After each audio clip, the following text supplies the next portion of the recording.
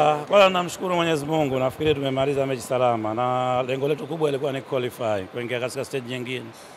Haikuwa mechi rahisi, ilikuwa moja ya mechi ngumu, lakini as long as tumesogea katika nafasi nyingine. Tunarudi kwenye uwanja mazoezi kujaribu kurekebisha kile ambacho kimeonekana especially kwenye offensive side, na naamini kwamba itakuwa bora zaidi baadaye. Nafikiri kazi yangu moja kubwa ilikuwa ni kuhakikisha kwamba tunatengeneza nafasi tunashinda hii mechi. Na nafikiri mimi kama mwalimu nimeweza kufanikiwa kiasi fulani. Ni swala la composure kwa wachezaji.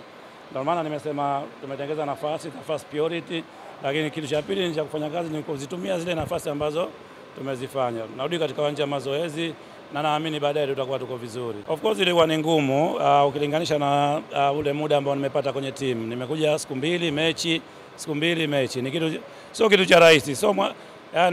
Sio kitu cha rahisi kabisa. Kama nimejitoa mwanga. Lakini as long as nimejiamini kwa sababu ni all the time niko kwenye national team na nakutana na hali kama hii. Kwa hivyo nafikiri ni kitu kizuri kwa saidia simu na kusogea katika stage nyingine, sio. Individual performance sio nzuri, to be honest. Tunahitaji kurudi kwenye uwanja mazoezi kuhakikisha tuna increase performance ili kuweza compete na watu wengine.